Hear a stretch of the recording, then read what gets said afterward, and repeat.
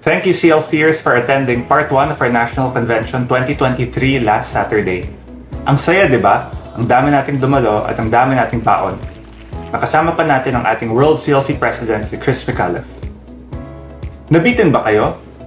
Huwag mag-alala dahil sa darating na Sabado, December 2, 2 p.m., ang Part 2 ng ating National Convention 2023.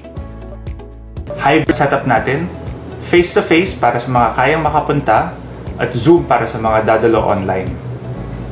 Si Reverend Bok Arandria, SJ ang ating maging resource person.